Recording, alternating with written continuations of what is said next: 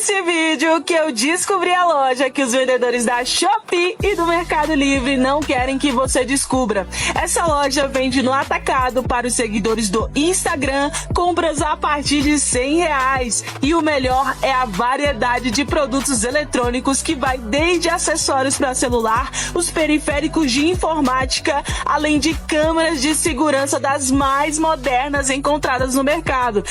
Eu tô falando da JK Eletrônicos, que tem 2 unidades, uma no Pistão Sul de Taguatinga e outra no centro de Taguatinga. Segurança eletrônica é com eles mesmo. Trabalham com motores Rossi, controles, placas, engrenagens, cremalheiras e muito mais. Pessoal, além de setor de iluminação ser completíssimo, essa loja tá incrível. Garanto que vale a pena conhecer. Vem!